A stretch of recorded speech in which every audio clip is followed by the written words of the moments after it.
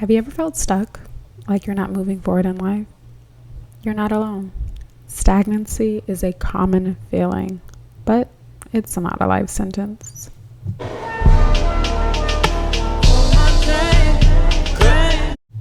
Hey y'all, welcome back or welcome to my channel. I'm Diamond, also known as the Quality Name on here, Instagram, and technically Twitter.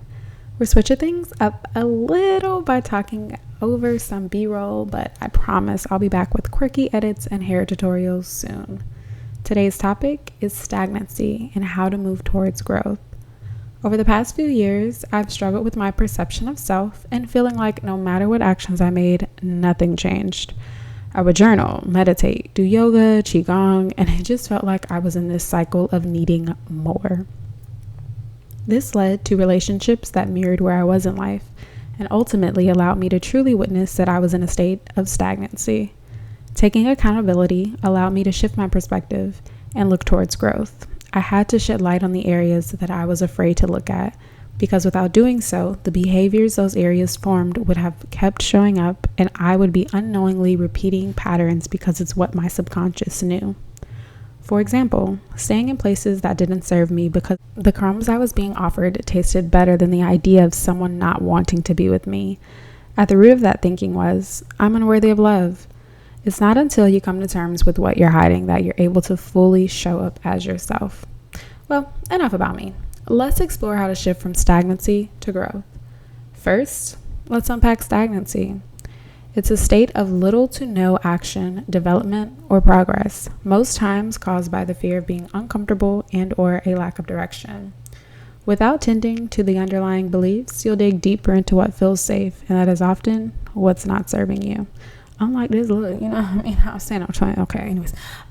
Growth, on the other hand, is about movement, learning, and progressing. It requires stepping out of your comfort zone and embracing challenges. Now, don't get me wrong. Growth shows up in a lot of ways, big and small. It's consistency that allows for improvement. So while yes, I was doing the work, I was not consistently showing up.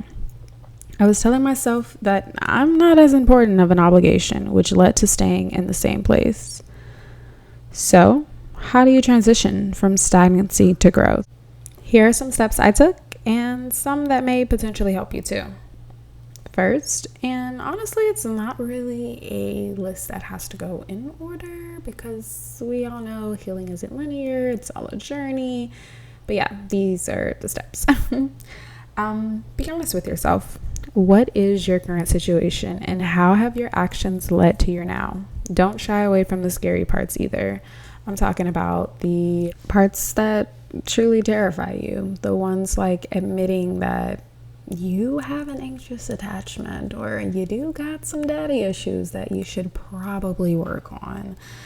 I promise it'll be much more helpful to be honest about your state of mind if you want to move forward. All right, next, be gentle and tend to the wounds that you've been avoiding. It's not enough to slap on a band-aid and go on about your business.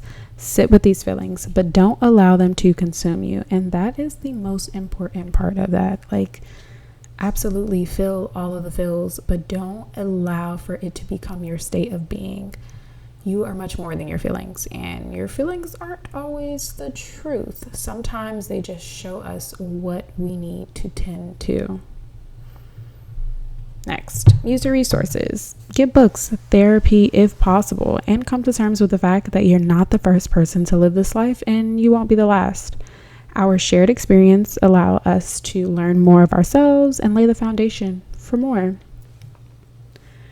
I do have a couple of books that I would recommend, but yeah, we're going to just share those in the description. I know one of them off the top of my head is How We Heal by Elle, and that one has been extremely beneficial. She has a lot of guides and breath work practices and whatnot within that same book, so it's pretty awesome. But there are a few more that I'm still like exploring at this time, but that one has been pretty helpful. All right, map out what you want and then make those into manageable goals. Don't overwhelm yourself by starting at the end. For example, I want to be a full-time artist. I can start by creating every single day instead of telling myself I have to be in a gallery tomorrow. No, clearly other self said yeah. But anyways, allow for spontaneity. Shift your shit up. If you feel like everything isn't working, try something new. It may spark creativity and provide new frames of thinking. I'm just laughing because, girl, why that face like that? Anyways, take care of yourself. You can't possibly look to grow with a half a glass of water and 2 chicken nuggets from the night before. And this applies to your mind too. If you're not feeding your brain anything other than 10-second clips of foolery and no rest, you can't expect it to feel peace nor to help you push towards your desires. But lastly, and honestly, most importantly, seek community. Stop trying to do it on your own, which is why I'm here. I need my community and I want to hold and be held accountable. No more running. Remember, growth is a journey and it's not linear, nor does it have a destination. Be kind to yourself and know that you're worth evolving. By being honest with yourself, tending to your wounds, and choosing more, you can discover potential and create a life filled with purpose and growth.